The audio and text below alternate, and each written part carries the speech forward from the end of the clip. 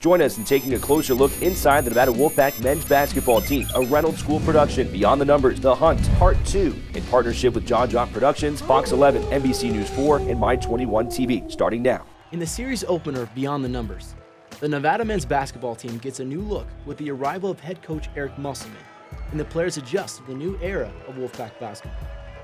Sophomore Elijah Foster lost 20 pounds in the offseason to prepare for Musselman's fast-paced offense, and junior guard DJ Fenner stepped into his role as team leader. Get the behind-the-scenes look into Nevada basketball and their quest for the Mountain West title.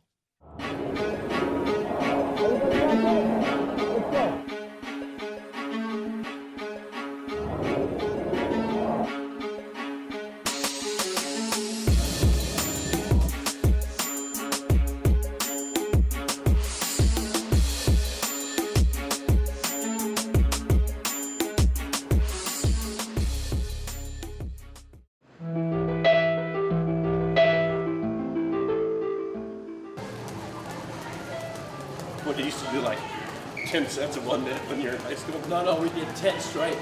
10 straight minutes? That's warm-ups. Guys would just be falling down. Curry was even bored. You realize that? Get that ball. Get the ball, please.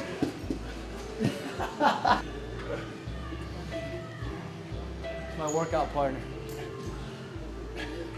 Trainer. We discussed strategy.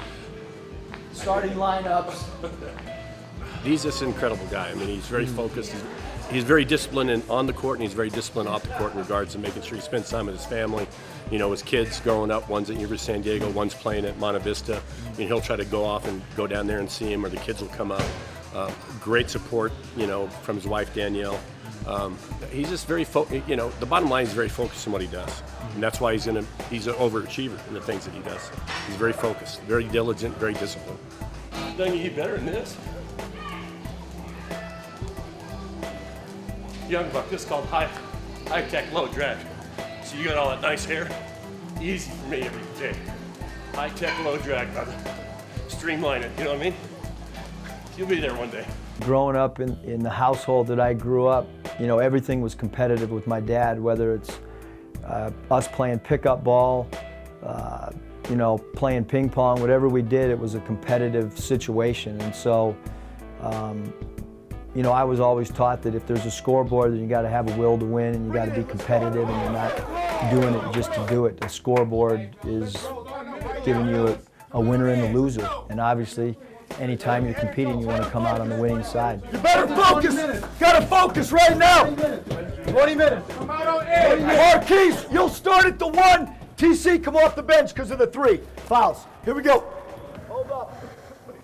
Now. And I'm mic'd up. Ready? They gonna slide it on the show. Line right there, boy. Coach Musselman has instilled this competitiveness into some of the players with great success. Senior Marquise Coleman has drastically improved as a player since the arrival of the new coaching staff. Averaging close to 20 points per game, Coleman currently ranks in the top 10 scorers in the Mountain West. He's earned the respect of his teammates not only through his game, but also through his personality.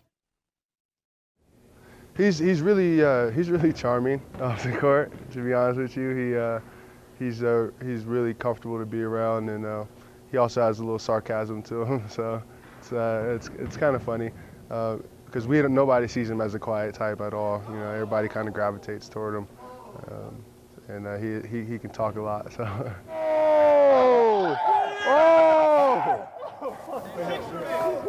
Why are you smiling? What do you mean? He was nervous on that one. Coleman hasn't always been at the forefront of Nevada basketball. While sharing minutes with Deontay Burton early in his sophomore season, Coleman suffered a severe eye injury that benched him for 5 games and limited his role on the team. Ends up, you end up switching. You have a call, right? Yeah. No, that's Ike. Ike, so shooter. I was 80-20. My vision, you know, was very impaired. So I forgot what game it was. After the Cal game, I suffered another hit to my eye, which, you know, I was like, I need surgery. And it happened, I had a cataract in my eye. So, you know, I had to have that removed, and I ended up missing 5 games. You know, when I came back, it was kind of tough because we were already in conference play. I think I missed 3 conference games. And I came back to UNLV game, and it was hard for me to, kind of get my step back. that was pretty much a tough year for me. Looking back now, I would say you can overcome adversity. That's one of the biggest things because that was, a very tough time I had to get through, and I feel like I've done a great job of overcoming that. And, adversity is just going to continue throughout your life. Obstacles are going to continue to get in your way. You just have to find a way to overcome it. He's grown a lot. He has been able to turn into a guy who can take over the game and score needed points in clutch situations. And we saw glimpses of that throughout his junior year, but then senior year, it's like he's able to do it on a nightly basis. So you can definitely see him mature and grow as a senior point guard. Hurry up, get him. And, I'm having, my breakout year this year, and like I said, through hard work, things can prevail for you. So that would be my, stance for this year and for what I brought to this program and what, incoming freshmen could look upon, things like that to learn from. That was a physical game. I mean, I've mentioned in a lot of interviews, we don't like UNLV.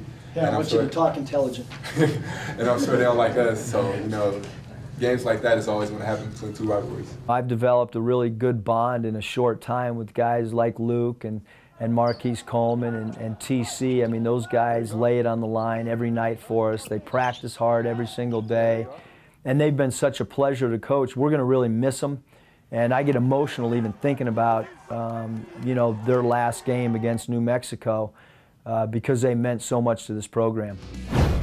Stay tuned for more of Beyond the Numbers.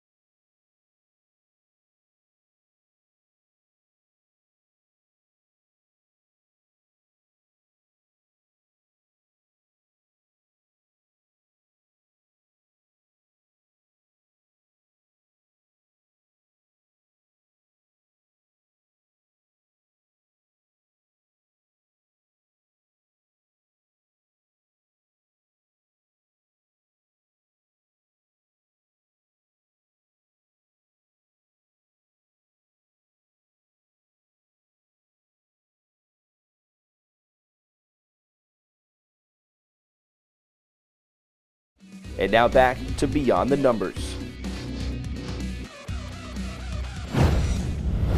I was playing at Brecksville High School in Cleveland, Ohio, and had taken visits to Nevada, Western Illinois, Boston College, University of San Diego, and Cleveland State. And just had a connection with the college coach there, Jim Bravelli. Obviously, the weather in San Diego kind of made it easy, but I felt like I could be a part of an NCAA tournament team at USD. And my freshman and senior year were the first two teams that ever in the history of the school made the NCAA tournament, something to this day that I take great pride in. There was only 4 of us that played in both those tournaments, and all 4 of us are best friends. And so I think that's one of the things that attracted me to coaching at the college level was the impact that it had on me, and that it still has as a 51-year-old man, to be able to still connect with my college teammates and see them. 3 of them have come on different road trips and been around our current team. So all those things I think is what make college lifetime experiences something that I wanted to be a part of. Nobody wanted the towels? So somebody did take some? And we got a new coach, Hank Egan. Coach Egan came from the Air Force where he had been there for a long time, and so our laid-back atmosphere quickly changed to a disciplined military type atmosphere, which for us at the University of San Diego was like culture shock. But through time, I realized what a great man Coach Egan was, and And you know, he ended up coaching Chris Grant, who was the general manager of the Cleveland Cavaliers, Mike Brown, who was the head coach of the Lakers and the Cleveland Cavaliers, and he coached Greg Popovich, and so he mentored so many people. And then to think that my college coach would end up being my assistant coach with the Golden State Warriors was really neat. To have somebody sitting next to me the first time that I got a head coaching job at the NBA level, and somebody that I had great trust with. And Coach Egan had done that with Mike Brown and with Greg Popovich. So it shows you the type of relationship that my head coach in college had with people that he coached. After a successful career as a college player, Eric eventually followed his father's footsteps into coaching, where he would become the fastest coach to win 100 games in the CBA. When you're 23 years old and you're coaching pro athletes, I mean, the first advice that my dad gave me was make sure you go out and get players who've played for great coaches that are smart players. So what we did that year is I went out and got, I think we had 4 Indiana players that Bobby Knight had coached. Craig Neal was also part of some of our first teams, and Craig Neal's dad was a high school coach. But Keith Smart was on that team, Jimmy Thomas. So we wanted to try to get guys that maybe didn't need a lot of coaching, because I knew my deficiencies at my age. I was too inexperienced, but we were extremely organized as a staff. We had great energy and enthusiasm. We ended up, you know, playing for a CBA championship. Coach's wife Danielle also experienced success early in her career as a sports reporter for ESPN, Fox News, and NFL Network. Danielle met Coach when their professional careers crossed paths, and their passion for sports helped cement their love. I was never a huge college basketball fan, because going to Florida State, it's just not a school like that. And then at one point I worked in Kansas City as a local sports anchor and reporter, and I got a chance to cover KU. And after I saw college basketball, you know, Kansas style, I was hooked, and I really loved college basketball ever since then. So, I mean, I'm just a lover of all sports. It doesn't matter. If it's a team that I'm following, it could be lacrosse, it could be swimming, you know, I just love competition and I love sports. So. Wichita State's losing at home. Yeah, I saw that. That's the game. It's at halftime. How can a team win at home?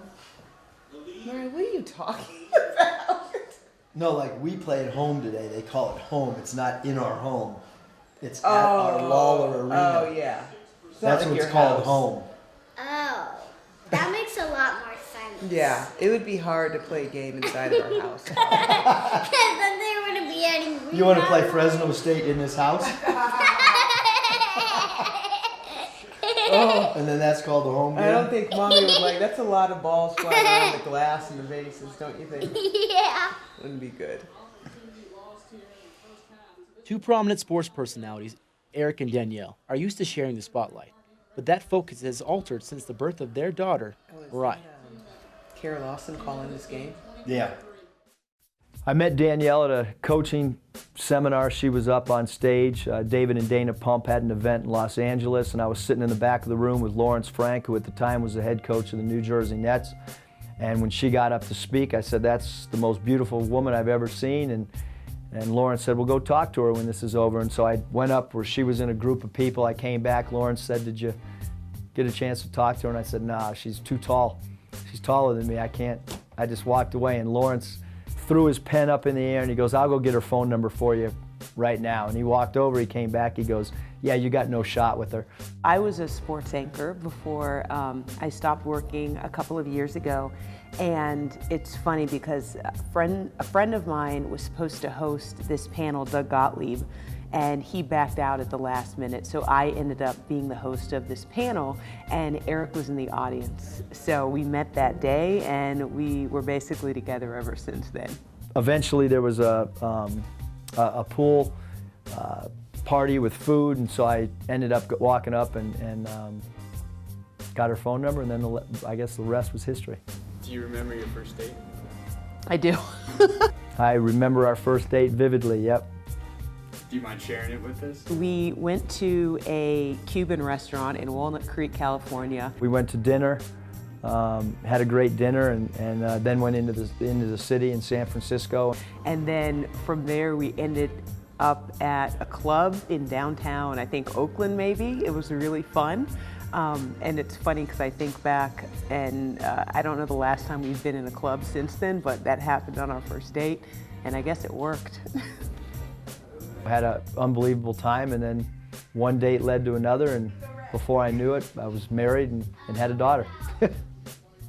And, you know, he's so dramatic, and then once he gets home, like, I'm the enforcer. My daughter is not afraid of him. I'm like, yell at her like you would yell at your players, and it just doesn't happen. Discipline, understanding the importance of being on time, understanding work ethic, all those things will help them have a successful life as they get older. He's just a big softie, and he's a great dad. His heart is so big for his kids, and for me, that I really feel lucky. I honestly believe that no one loves their family as much as Eric loves his family, and it's awesome. You know, we feel lucky because of that. But he's a great dad, but he's not what you would think he would be. I mean, I think if you see him coach, you would think he would be, you know, a big strict enforcer, and he's just not. So the dog's name for sure is, did you tell your grandma and Aunt Kim what the dog's name's going to be? Grandma didn't like the name of the dog. Grandma? I thought it was cute. Kim likes naming the dog Swish. Grandma's. That's actually called a swishator. We were talking about names for the dog. No, you guys, we were talking about names for the dog, and we were like, let's just name the dog Eric so we can just run around and just yell. And we can just yell at Eric and the dog just in one, like, sentence. It's easier for me and Mariah. Well, I know that, like, after losses, I take losing, really hard. But when you walk in and then you have a beautiful wife and a beautiful daughter, it kind of changes things. I think sons are a little bit harder. They understand the male thing, and with my daughter, she's so innocent that it's hard to be in a bad mood after a loss when she's bopping around the house and smiling and is full of so much energy. But it's changed me for sure, because it's a whole different perspective. With my two sons, it was always watching games or going to games. With my daughter, it's watching her play, dress up with her dolls, and so she has a completely different outlook than my sons obviously did. There's nothing that's more important to me than my family. And what I look at it like, my family is right here in the middle, and then I've just kind of created, whatever else is going to have to work with that. There's nothing that is going to make me not be able to get that quality time that I need with my family and my daughter. And I love picking her up from school, and I love volunteering in her classroom, and those are the things that I am not willing to sacrifice anymore, Join us when we return with Beyond the Numbers.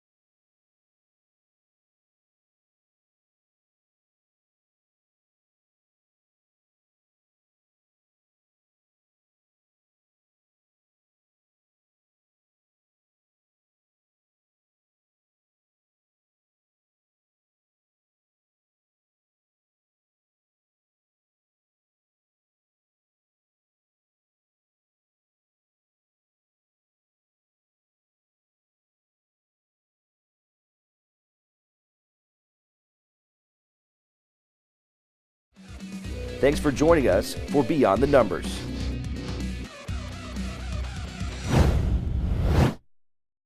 Going back through our losses and try to figure out what could have we done a better job of as a staff to help us late game situations? How can we, do we need a timeout in that situation? Do we want to foul a different guy? All those scenarios you try to play out in your mind before they happen in a game. You got to have a plan for everything that could happen in tonight's ball game. Many strategies Coach Musselman used in the NBA has been transferred to his coaching style at Nevada, with a game plan driven by stats. Meet Jordan Sperber, a graduate assistant who played a central role in the team's success this season. He may not be well known by the fans, but the coaches and players recognize the importance of his ability to dissect data. Tempo-free statistics are kind of just like the basics for basketball analysis. It's just your traditional points and rebounds, just factoring pace into it, how fast you're playing. So fast teams don't get extra statistics for more possessions in a game. It's basically a more objective way of measuring basketball. Everything that we did in the NBA, he's doing at Nevada. It's probably one of the first college basketball programs that applied analytics, that has, a guy who oversees the player development, the recruiting, the utilization of synergy in terms of recruiting. Like if he's recruiting you, we're breaking down a whole, like a 2-page outline in regards to when we bring you in. These are the things that you need to get better at. This is where we see you in the program. This is how you can help the program. We want you to set the record in threes. You're a great shooter, and then he makes everything applicable. He treats it just like an NBA team.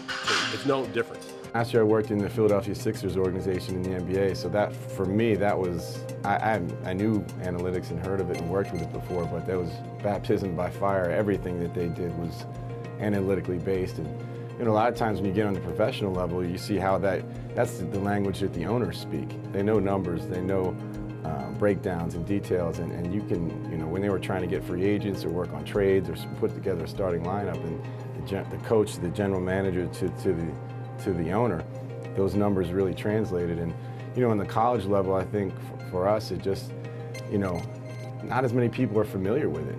After last year working on that level, I would, anywhere I coach in the future, I would love to have something like that with me. And Coach Muss, having spent that time in the NBA, I think really understood the value of that and knew it would be a necessity for our program.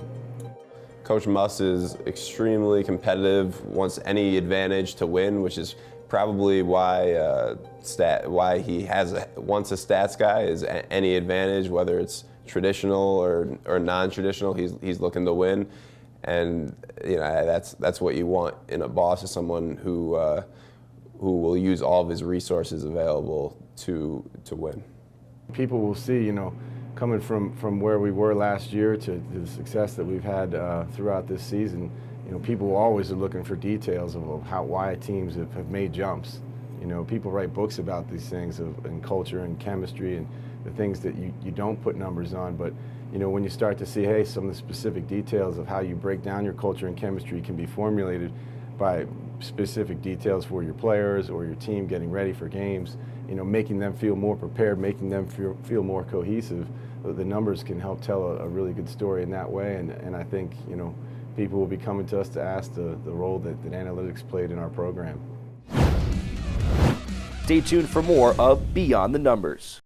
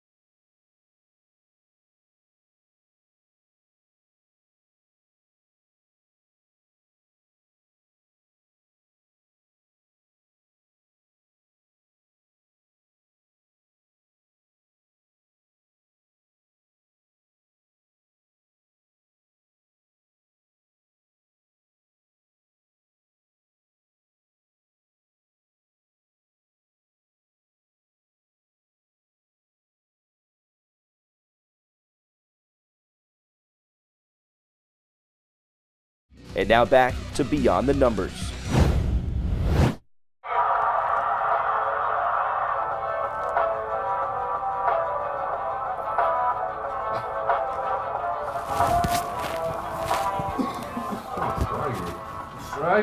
All right, let's go. Here we go, bring it in, man. Let's go. Payback. Family on three. 1, 2, 3. All they're doing, all they've done this whole, since their San Diego State game, is say they're the best team in the Mountain West. Every newspaper article, we'll show them who's best. Let's go. Throughout this season, the Hunt at times has proven difficult, but these struggles increase the Pack's hunger to be successful. Yes, this Pack has tasted what it's like to win, but the goals of first-year head coach Eric Musselman are far from achieved.